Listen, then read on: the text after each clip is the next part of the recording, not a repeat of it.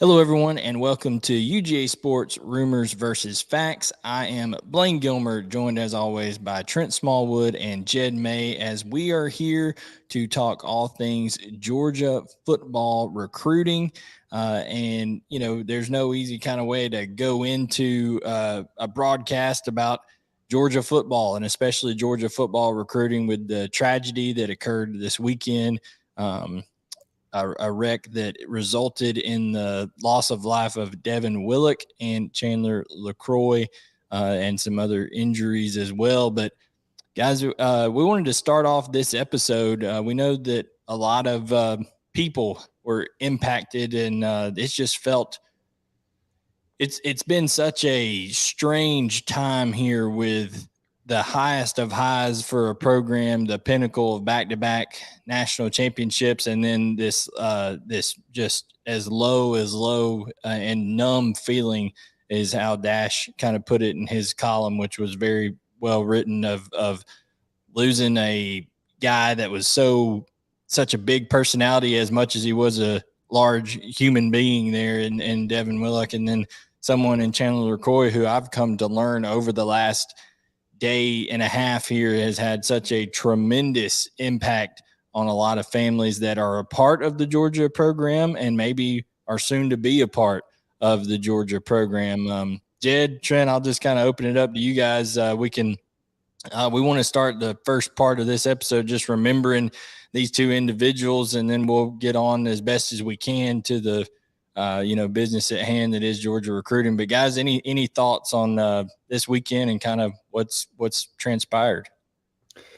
Yeah, when you talk about Devin, I think he only met with the media, once or twice. I remember being there in March, and Dane posted this video on our YouTube channel yesterday.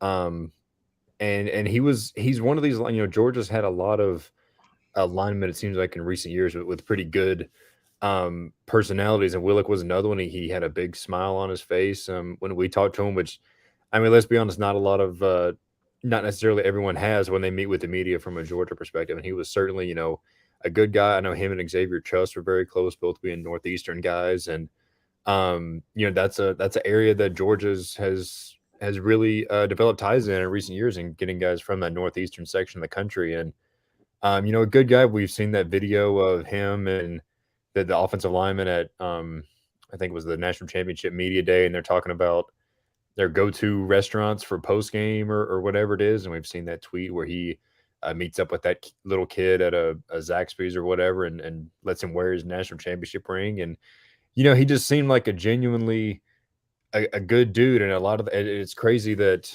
that tweet came out just hours before his passing, because that's a window that we don't always get into the lives of these guys, because the Georgia football program can be so insulated, and it's hard to really get a glimpse into who these guys really are sometimes. So it's a very I'm glad that tweet came out so we can get a glimpse glimpse into who Devin Willock was, because it seems like he was a genuine guy who was loved by lots and lots of people inside the program and outside as well.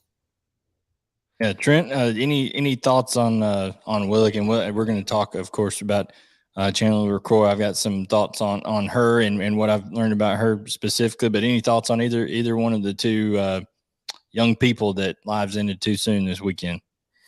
Yeah, Devin was he was, he loved the University of Georgia. He did everything he could to come to the University of Georgia. He had the leg injury when he came in.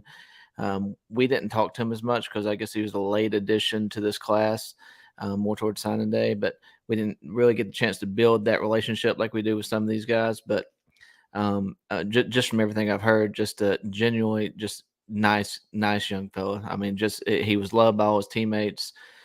He was loved by people in Athens. He was loved by just everybody around him. And, my prayers go out to his parents, who also had to, he lost his half brother at 20 years old in the same way back in 2009. So I know from a parent standpoint, that's just your worst nightmare. So prayers out to the Willock family and everybody involved in this tragedy. I know that the next few days are not going to be easy.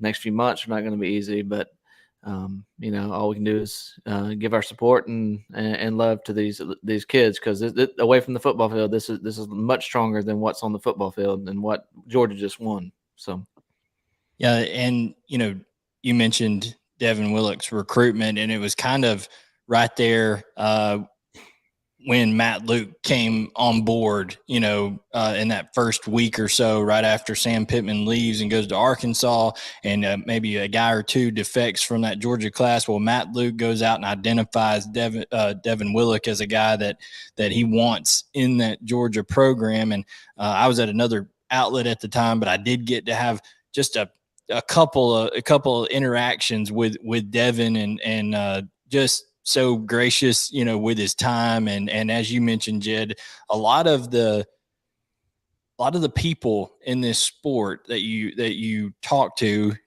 aren't necessarily thrilled to be having the conversations and stuff like that. But you could tell that Devin, when I talked to him, he was genuine, that he was present. He was in the moment. He wasn't off like looking at other stuff or anything like that. I mean, he was there. He was listening to you and interacting. So, just can't imagine what his family's going through, and thoughts and prayers to the Willett family. And then as far as Chandler LeCroy goes, like I said, I didn't know a ton about Chandler LeCroy until started getting some interaction with some recruits this weekend, and I just asked them, hey, I know that you've probably heard about the tragedy. I want your thoughts on it. And the responses, and I won't go into detail except for one name, which I will, but most of the families and players, I won't go into detail with who they are, but just out of respect for what they're going through and the situation. But just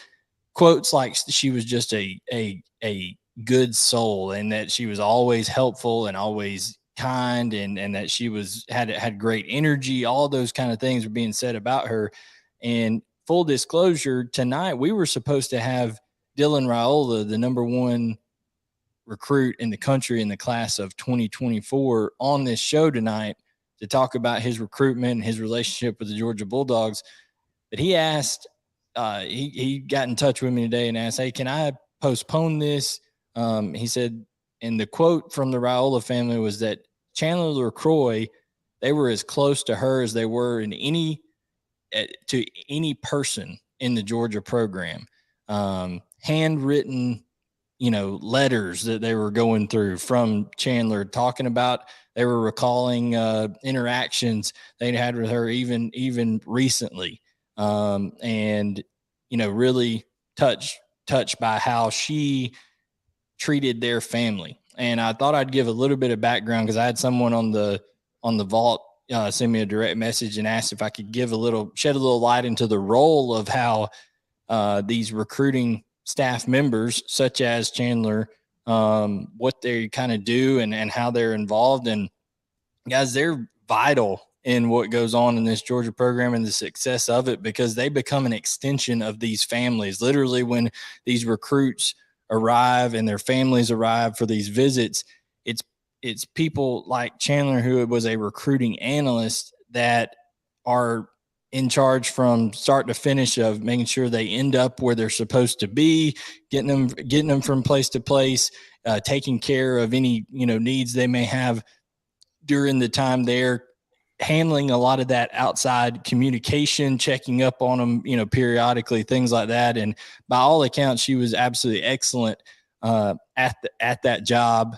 See quotes out there from Kirby Smart. You see, he said in the AJC story that Brandon Sudge wrote that he said he wishes he could have five of Chandler LeCroy's. I mean, needing that many of her in the program, because she was that good at what she did.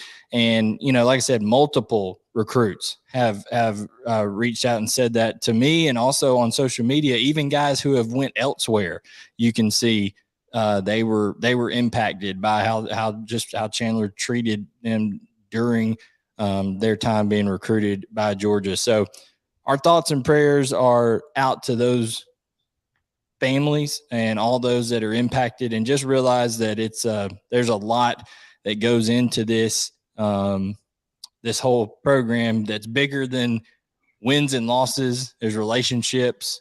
Kirby Smart talks about connection, and at no more time than this do I pray that part of that program is absolutely true, because they're going to need connection and need each other and need prayer during this time. So we thought we would open the show with that and kind of give you guys some insight that we've just kind of gleaned in either our interactions with those two individuals or people that have been around them. So the only way we can transition is that we know that Chandler was, crazy about recruiting and that she would love that Georgia program. So we're going to talk a little bit about the last, works that she did this weekend and talk about some of the visitors that came for the national championship celebration. Jed, there was a lot of people in town, a lot of talented prospects, and it turned out to be a fruitful weekend, as well as Georgia has claimed 2 commits in the class of 2025 after this weekend of visits. Yeah, we'll start there first. 2 guys who were in town: Justice Terry, a Rivals 100 defensive lineman from Manchester, Georgia, and then Micah DeBose from Alabama, Rivals 100 offensive lineman. Both committed today. We started getting wind of DeBose actually last night, or actually Saturday night, I think it was. And it's kind of been, didn't happen Sunday for obvious reasons. It was pushed back to today.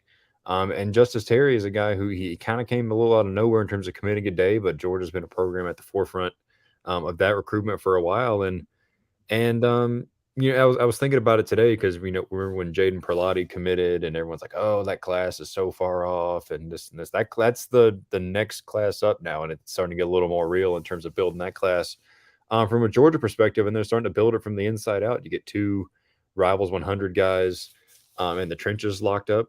And then you've got an inside outside linebacker hybrid type in Jaden Perlotti, and then a running back in Jabri Coleman. So, recruiting never stops, as Chandler LeCroy knew well, and even as this 24 class is continuing to be built, and there were plenty of those guys in town over the weekend as well.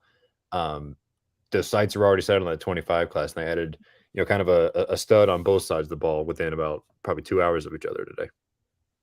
Absolutely. Trent, your thoughts on the 2 commits, Justice Terry and Micah DeBose in the class of 2025. And oddly enough, now Georgia has won back-to-back national championships. They have the number 1 recruiting class in the class of 2024 and the number 1 recruiting class in the class of 2025 as we speak. Yeah, I mean, those are 2 top 100 guys, or I think they're both top to 100. You got Micah DeBose. So, you're going into Alabama, and I know Alabama hasn't offered, but he did camp at Alabama and Georgia. Apparently saw something they liked with this whole thing and with his game, and he started at left tackle as a freshman, and on his high school team, helped lead his team to a state championship in 4A in Alabama. He plays multiple sports. He plays basketball. He's also track. Georgia looks for those basketball players on the offensive line, the athleticism, the ability to get out in space and block. And this is a big dude. I mean, 6'5", 315. But he's athletic. He gets out and he's athletic in space and is really I think you look at 2025 as a long ways out to project offensive linemen. It's hard enough to project offensive linemen in the class we're in now. Yeah. But I think he's got potential to be very good, and I could see sitting on that 5-star to being top 100 prospect, coming, and I certainly do believe Alabama's going to offer at some point, and Georgia will have to hold on there. Yeah, I mean, we referenced Raquez McElderry in this 2023 class. Georgia kind of noticed him first, so to speak, in the state of Alabama. Alabama comes in and ends up, winning over that recruitment there. So Georgia, obviously, it's great to get these guys committed early. Georgia has 4 commits in the class of 2025. You see most colleges out there, especially in the rankings right now, they only have 1 out there. So Georgia's kind of jumped ahead in that number. But, when it comes down to it, now it's the process of continually recruiting and staying in communication, all that kind of stuff, and sending the flyers and the mailers and all that kind of stuff. And just reiterating what we were talking about earlier, that's exactly what people like Chandler LeCroy in that program did. So, it's going to be a big operation going forward to try to continue to make sure that these two commitments end up in the class of 2025. Now, kind of going back to some of the visitors, I had the chance, and we'll have a piece out on it tomorrow. Just kind of got delayed with a lot of the stuff that we've had here in the last day or so, but got a piece coming out tomorrow on Ryan Puglisi, who is the class of 2024 quarterback commit, and to the University of Georgia. He was there this weekend, and guys, he just reiterated how much he loves Athens, and he loves it more and more every time he comes. Said that he was recruiting specifically guys like Daniel Calhoun in the class of 2024, Ellis Robinson, Sammy Brown. So these guys are major Georgia targets. And here you have, Jed, the signal caller of the future potentially in the 2024 class, Ryan Puglisi, doing his part to recruit those guys to Athens. Yeah, and it seems, as soon as Dylan Raiola decommitted from Ohio State, which I guess was probably about a month or so ago, everyone the automatic assumption is, okay, if Georgia gets him, Puglisi's gone. And Blaine, when you talked to him, he reiterated, like, no, that's not the case. I want to come in, I want to compete.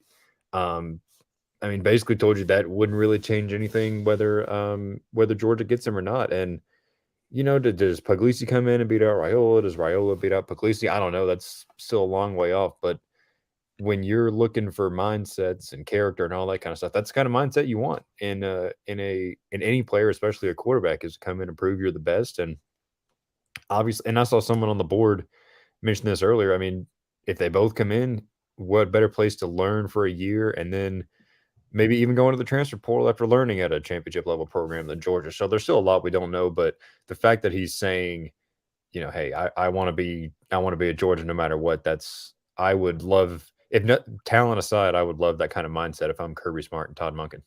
Yeah, the direct quote was, if something happens, he meant something, meaning if Dylan Raiola commits, that doesn't change my decision. He says, I want to come in and compete. That was a direct quote, Trent. And I think to Jed's point, Trent, the transfer portal and also the level that Georgia is recruiting at defensively even makes that more of a realization, because like Jed said, you're going to be competing, and regardless, starter, non-starter, however it ends up going for either one of those two, if Raiola were to come to Georgia, they're going against the best defense every day in practice in the country. So I think that makes it more of a realistic possibility should that happen. Yeah, and the other possibilities, you're looking ahead, and you just say Carson Beck wins the job, and one of the others decides to transfer out, and then Carson Beck elects to go pro after this next year. You're looking at Gunnar Stockton because Georgia didn't take one this past class, so you're going to need to, and just depth wise, you have two freshmen coming in, and then Gunnar Stockton competing for the job the following year. So I think Georgia needs a depth, and then going against that defense every day, it just definitely will improve you. I mean, it's improved Gunnar Stockton a lot this year with the scout team going against that first team defense.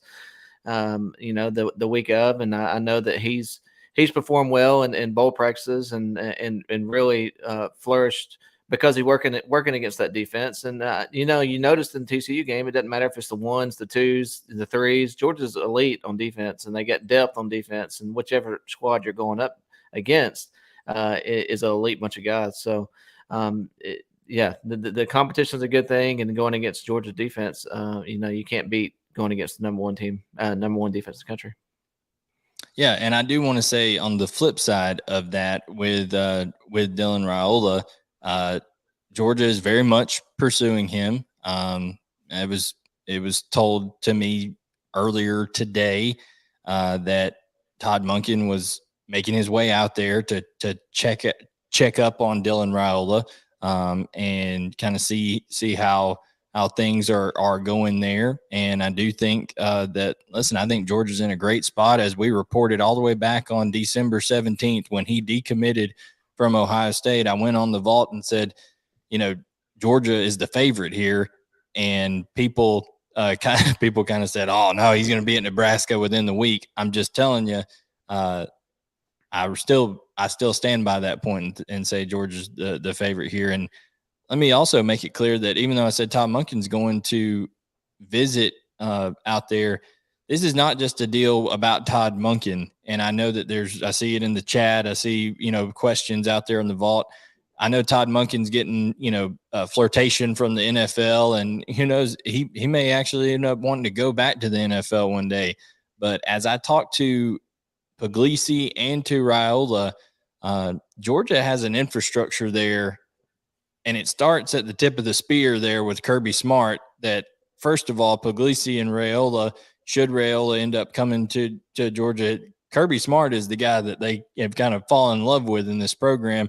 Also, Mike Bobo is playing a big part in these recruitments, and Montgomery Van Gorder as well. So these are guys that I think are vital to this process, and it's not just a one person deal. But Trent, I do want your thoughts on Monken to the NFL, and how big of an impact do you think that would make on the class if that were to take place?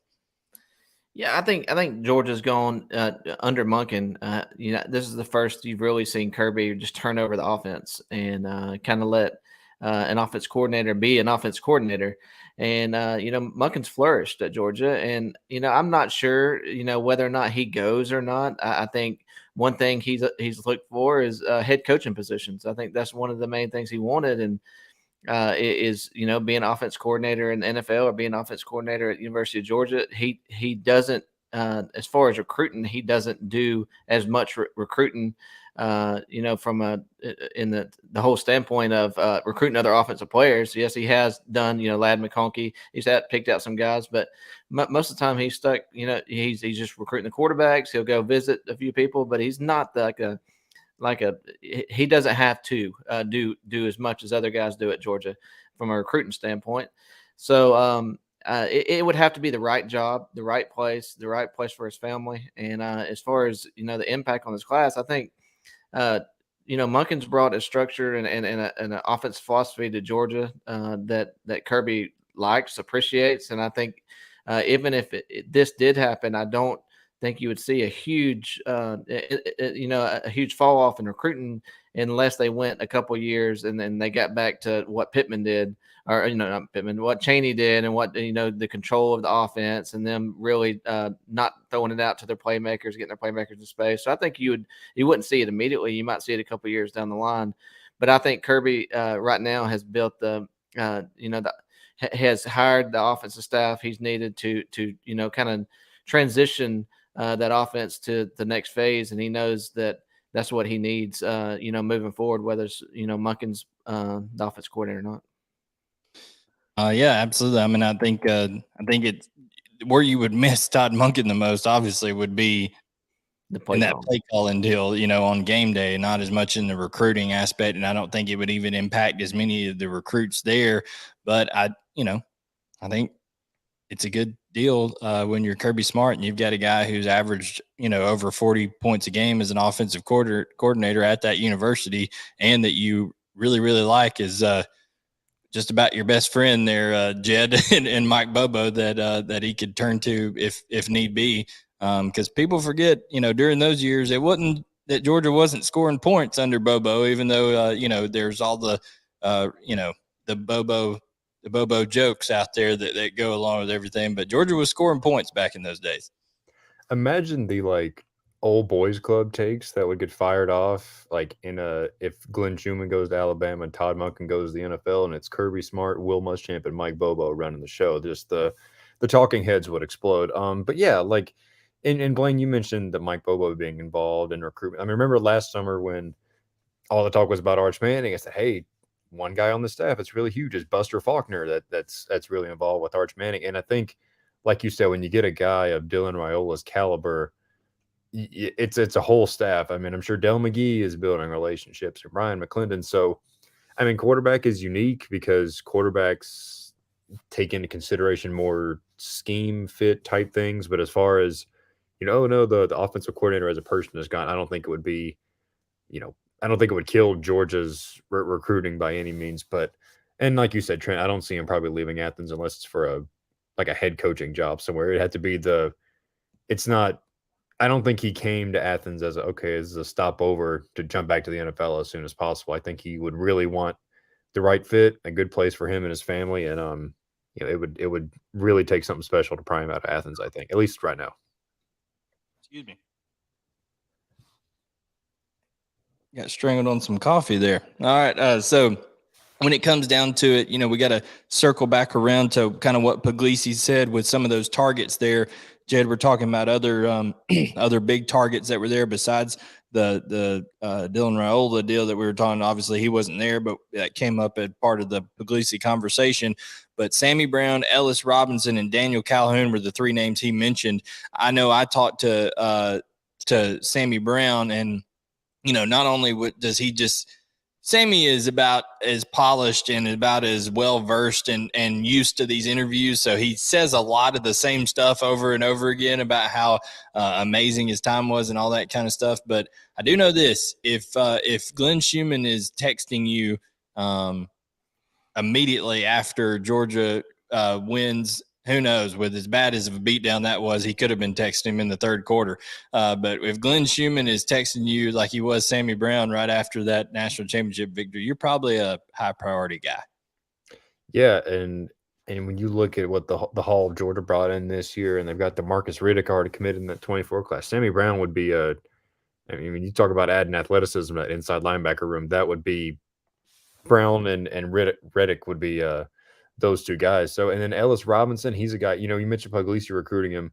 Ellis Robinson currently at IMG Academy, but originally hails from the Northeast of Pennsylvania, New York area. So, talk to him. He's like you said, Blaine, he's a very polished in what he says with the media, but he slips in that it always felt like home as usual.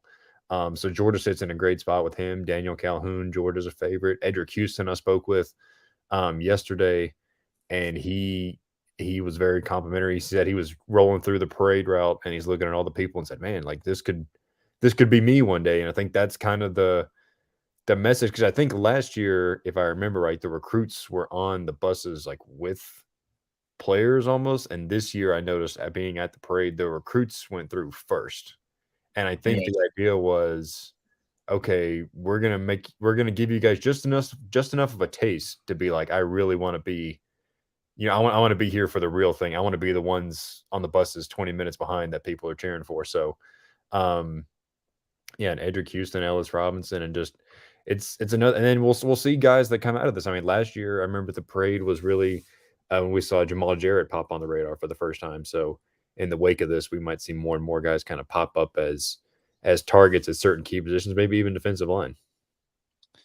Yeah, I mean, it's crazy the amount of talent that Georgia has already accumulated in the class of 2024, Jed and Trent, and what, with all you said there, that they could end up accumulating. I mean, it's on pace to be maybe a historic class for Georgia now. It's going to take a lot, and to rival that 2018 class and all that kind of stuff that went down, Trent. But it's looking like Georgia is definitely reaping the benefits of back-to-back national championships with this 2024 class, Trent.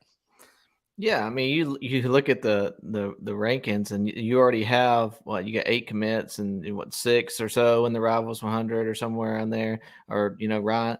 I don't know where Ryan Puglisi is right now, but you have you already have a firm foundation set, and you're not even talking about guys that are ranked as 5 stars currently. You got your Dylan Raiola, you got Simmons, who's number 3 player in the country, Colin Simmons. I mean, you got guys that are, and Colin Simmons was on campus all the way till last night. so you got guys that you could land to go a long ways, and kind of cement as this the best class in Kirby Smart's history, and that's including the class with where he had Adam Anderson and Nolan Smith and The 2019 class. Yeah, that whole group of 5-star linebackers that he brought in, and I mean he's had you look back, he's had some great classes, but this is setting up to be one of his best all time. We'll see where it goes and see where things go with guys like Colin Simmons and Dylan Raiola, and but I think you're going to see those guys near or at least in the top 10 or so. And throughout this whole rankings process, and landing 2 or 3 guys in that top 10 goes a long ways, and kind of cementing that top 10 or top class in the country. All right, let's get to questions from the vault, kind of surrounding that topic. Medical Dog wants to know, what recruiting class do you think had the greatest impact in us, Georgia, winning back-to-back titles? And that's from the 2017 class through the 2021 class. I've got my thoughts on it. Remember, this is winning back-to-back titles, so there's kind of 2 ways to look at this. Trent, which one? We'll start with Trent, then we'll go to Jed, and I'll finish. Which class do you guys think had the most impact on Georgia winning back-to-back titles? I think we'll start in the 1999 class where Stetson Bennett came out. And 19. Oh, I thought you were going a Kirby Smart angle there, like saying, well, he went to Georgia, something like that, but you had to go with Stetson being 47 years old. I got you. The 19 class with Nolan and those guys. I mean, I think you had a lot of guys that came out of that class and went pro this year or last year with N'Kobe Dean and Trayvon and George Pickens and those guys. I don't know. I mean, I think if you look across the board at all the guys that played, I mean, you could. I think that this past class was big just because Michael Williams was a big part of it, and I know that's the 22 class, and we're not discussing that, but I mean, I think it's a combination of all these classes because you saw freshmen standing out, you saw seniors standing out. You saw sophomores standing out, like your Devin Willocks and guys like that, where they were not supposed to play as early as they did, and they came in and flourished. So I think it was a combination of all the classes. I don't know of one class standing out from that standpoint, but I think just the Kirby and him doing an excellent job of recruiting every year and building talent and adding talent on top of talent.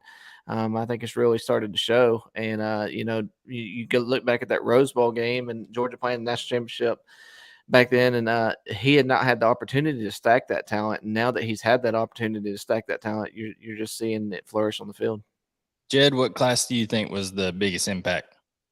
Yeah, I'm not old like Trent is, so I actually pulled up the question on the vault right in front of me here. And I'm going to go, I mean, you look at this 2018 class, you've got Zamir White, James Cook, Jamari Sawyer, a lot of these guys who were on actually last year's championship team. And I think that's what you look at. Because even, like Kearis Jackson hasn't exactly, like, he hasn't had a Georgia Hall of Fame career. Chris Smith didn't play the first couple years. Channing Tindall blew up his last year. But I think those guys are the ones who really help kind of set that culture. Because if you look at, 17, they lose the national championship. 18, losing the SEC championship. 19, blown out. 20, COVID year is weird, but you don't even make the SEC championship game. So I think the bulk of that class, these guys that came back for one more year, they were kind of responsible for kind of changing the culture, whatever needed to be changed, and the DNA traits and the skull sessions and all that kind of stuff. I think it's that class that really kind of, helped do that. So even more than on-field stuff, I look at that class and it's got Quay Walker's in here, Chris Smith, Jordan Davis, and Devontae Wyatt. A lot of the core leaders on that first championship team last year. I think you're looking at this class as a whole. You'd probably look at 2020 or this championship as a whole. You'd probably look at 20 with Keely Ringo and Jalen Carter. This one for sure. One for sure. But in terms of the question going back to back, I think, in order to accomplish that, you got to win the first one, right? So I'm going to go with what Jed said on the 2018 class, because, I mean, you're looking at guys like Davis and Wyatt and Sawyer and Zeus, and because Zeus and Cook both came back, a la a la Nick Chubb and Sony Michel and their run in 20. They kind of came back for that extra year. So I think that is kind of.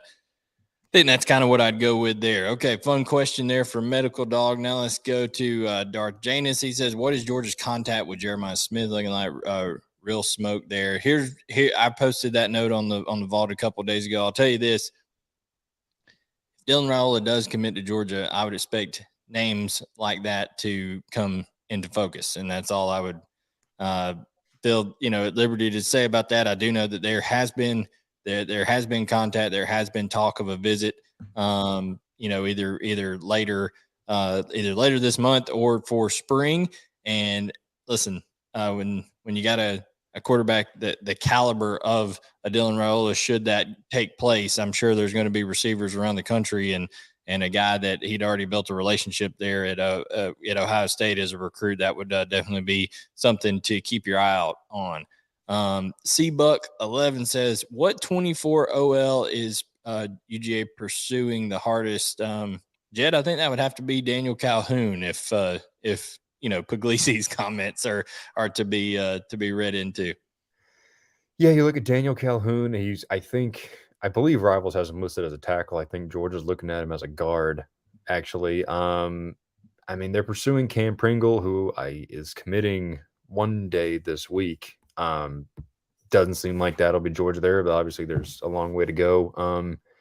You look at a name like Fletcher Westfall that Stacey Searles has kind of identified as a priority guy. Jonathan Daniels, who camped at Georgia last in the summer and earned an offer. So, I think if you're looking at guys they're pursuing hardest, I think you'd probably look at Calhoun and I think if I had to pick one, it'd be him and Pringle with obviously, like I said, Pringle set to come off the board here in the next few days. And from Meadow Creek, Champ Thompson, right, is a guy that I think they're definitely talking to, and he dropped a top 7, I believe, today or yesterday that had Georgia included in it. Yeah, he plays a lot of offensive tackle, but he's going to be a defensive lineman. Oh, okay. At I knew he played offensive line at Meadow Creek, so I didn't know which side of the ball he was going with there. And there's some kid up like Massachusetts, like Lambert, that they're after, Kirby Lambert or something, and there's several other offensive tackles they're after. But yeah, the ones that Jed mentioned are really what they're focusing on. I say the guys that the staff's focused on, and there's several out of state guys that we'll keep an eye on as well. Absolutely. All right, Andy Stowe said, "This is specifically for you, Trent. What, if anything, changed that made Trent put in the future cast for Dylan Raiola?"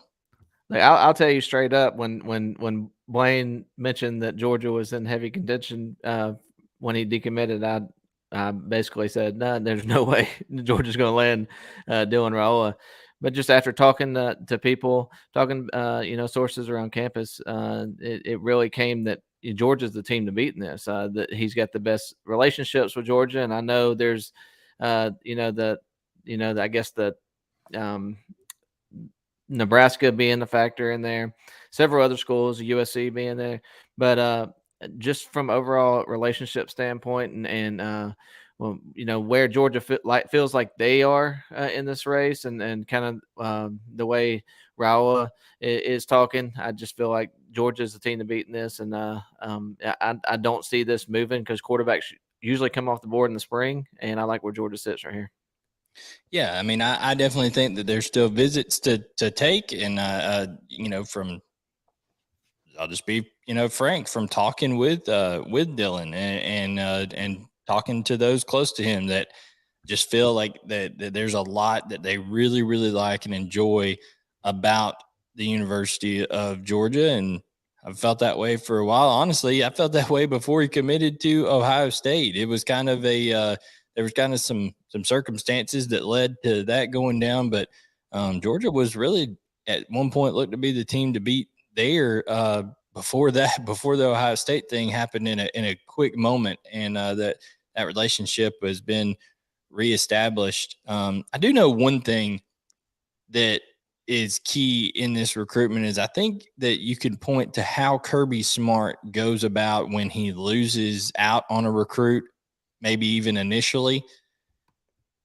It isn't, we've heard stories through some of the people that we work with of college coaches who don't necessarily handle that phone call well, right, Trent? That when somebody calls and says, "Hey, I'm committing somewhere else," because let's be honest, these coaches are spending time away from their families to try to get to know these recruits and their families so they can be a part of their program and all that kind of stuff. They spend a lot of time and invest a lot of energy into recruiting these kids. And I can imagine it can be frustrating when you lose out on one, but I know that that is not how that conversation went down with Kirby Smart, because I was told firsthand about it. And I know that Coach Smart, basically communicated that Georgia would always be there, and they always want the best for him and all that kind of stuff. And I think that kind of made it easy to rekindle things when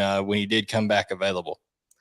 Yeah, and I think Kirby is you do this for two reasons, because you got the opportunity for him to come back on the board and Georgia still be right there in the mix and not burn any bridges, but also the transfer portal.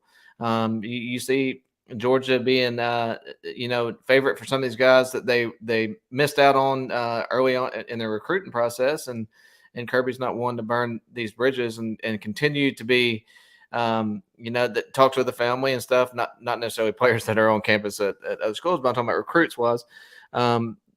He doesn't burn those bridges. Like he continues to build relationships, even though they might not be coming to school. And I think you can take that approach, or you can take like an approach like Clemson and tell people, no, you can't visit anywhere else when you're committed here and stuff like that. And it really doesn't sit well with some of these guys, especially 17, 18-year-old kids and their parents. So I think Kirby's done a great job from that standpoint of not burning bridges and being able to circle back around, because just the way the staff is, treats these young men and treats these families. Yeah, we got a couple comments here on YouTube. Andy Stowe says, "Didn't I'll get a wrestling reference next week? It didn't feel right with that." Well, I'll give you one, Andy. I posted a tweet going into the national championship game, just thinking, what does this mean if Georgia wins back-to-back national championships? And it was a reference to what the great Ric Flair said. He said about the Horsemen back in the day. He said, "You don't have to like it, but learn to love it, because it's the best thing going today." Okay. And that is what Georgia football has become under Kirby Smart. Truly remarkable.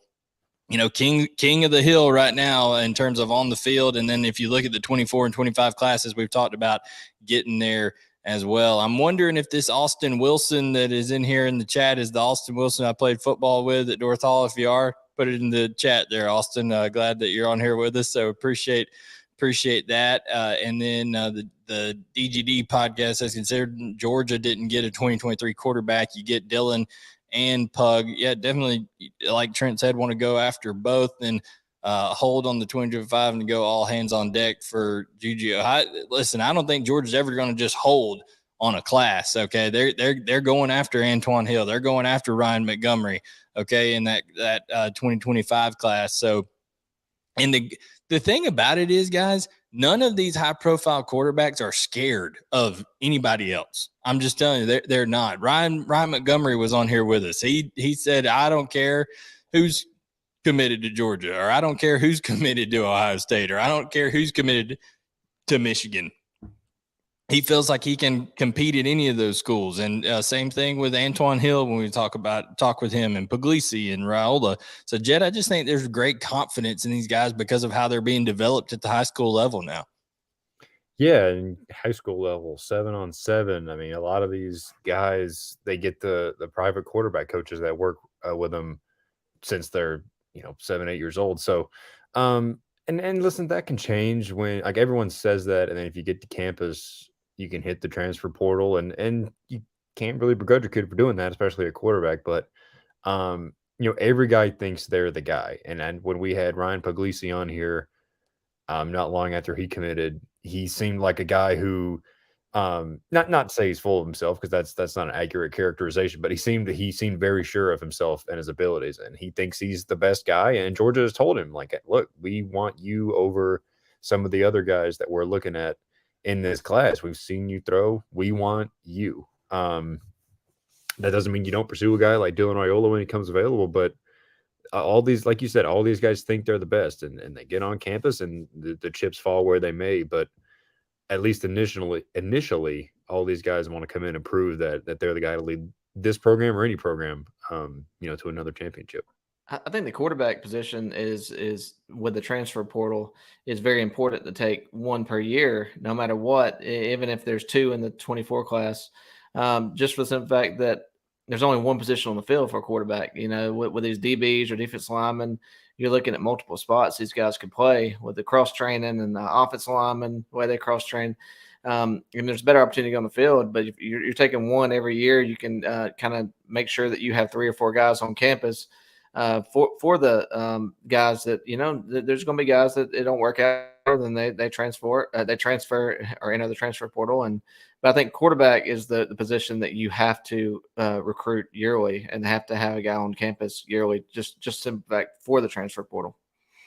Yeah, real quick, we'll run through some more of these YouTube questions here. Crystal Chrissy asks, how many more players will transfer? How many more will Georgia get from the portal? I don't know. What's the count right now on the transfers? I'm not sure the certain number, but I know Dom Blaylock just went in to the portal this evening. There's been a numerous amount of guys that were more in kind of depth type roles, and now you could probably see some more that are maybe some backup offensive linemen possibly in there. I wouldn't be surprised if you saw maybe another receiver or two, in the leave, because Georgia is going to be absolutely loaded at wide receiver next year. And I know that people may think, well, you need depth and all that kind of stuff. Georgia's going to address that. But I think the one more piece, and now Georgia added Smoke Bowie from the portal, Trent. I think that's, Kirby very familiar there with the Bainbridge background and all that kind of stuff. But I think if you could inject some truth serum into the Georgia staff and say, what's one more thing you would like to get from the portal if you could, I think it would be one more experienced athletic corner out of the portal. If they could get one more of those, because I feel like there could maybe even be a little attrition there with some of the depth. Yeah, I mean, you got Keely Ringo leaving for the NFL. You got probably Dalen Everett or Nyland Green, one of those two guys. And Dalen Everett played a lot more than Nyland, maybe due to Nyland having a few injuries during the beginning of the season. That's really all you got with those two, and Kamari Lassiter coming back. I know Javon Bullard's back, but he's more of the star. I don't see him moving out to corner. So you really only have 3 guys that are have had game reps, and you brought in that class last year, you brought in this class this past year, and I mean, you have guys on campus, but experience plays a big factor in this defense. So it would not surprise me, especially with Kirby and Muschamp being defensive back guys, to see Georgia, if one comes available, to kind of hit on a cornerback in the portal. But I think Georgia does like where they're at corner with Dalen Everett, kind of coming on this year as a true freshman, playing a lot of snaps. But you can never, having a guy who has game experience, who's been there and done that is important as well. So it would not surprise me, whichever way that goes. But we'll see what happens. Real quick, we'll go around and everybody just throw a number out here. John Hicks says, what's your confidence percentage as of today of Deuce committing to Georgia? Deuce Robinson, tight end from Arizona. Go ahead, dude. What? 78. 78. Trent. 78.2. And I'm gonna say 90. I think Georgia is I think Georgia's in a great spot. I really do. The only thing that kicks me back a little bit is the baseball aspect of it, because I know Texas is on them hard from baseball, and I know they have an elite baseball program. But I do like where Georgia sits because of that the relationships and what he told me in Orlando and the baseball side of it. He said that he really appreciated that he was offered by Georgia first in baseball and not football. And I think that's played a huge role in, his relationship with the Georgia baseball staff. And so, yeah, I like where Georgia sits for sure. USC's got the relationship standpoint, but not as much. He's more familiar with the recruits and players because he is from the West Coast. But I do like where Georgia sits. I think Alabama is more behind those three schools, but I think Georgia and Texas would be probably the top two in my eyes, and Georgia's got a big lead. Yep. And guys, we've covered a lot of ground in this episode. We appreciate all of you tuning in. Make sure that you hit the like button and subscribe. It's absolutely free. It helps us out. I do want to, I didn't do it earlier. You've seen scrolling at the bottom. I want to thank Turner Wood and Smith Insurance, Auto Owners Insurance, and cooperation with each other for sponsoring the show and helping us out. 100 years, both of them have been here. And I do have an announcement, guys. On Wednesday is the debut episode of Georgia Players Section. I'll be on here with former Georgia Bulldogs, Tavares King and Noshawn Marino. It's going to be a weekly show that's on here. So if you don't subscribe, you need to subscribe for that. And here's the promo. January 18th at 8:30, our first guest is going to be Todd Gurley. So we'll have the former Georgia running back Todd Gurley on here Wednesday night, 8:30. So make sure to tune in to Georgia Players Section with Tavares and Noshawn on UGASports.com here on the YouTube channel. It'll be every Wednesday night at 8:30. We'll be coming to you, and they'll be sharing a player's perspective of all the going-ons at Georgia and things around the SEC. So we appreciate you guys tuning in, and we'll be having more coverage of Georgia football recruiting as we go forward each and every day. So make sure you're over on the vault checking things out. And guys, for Trent Smallwood and Jed May, I am Blaine Gilmer. We'll catch you next time on UGA Sports Rumors versus Facts.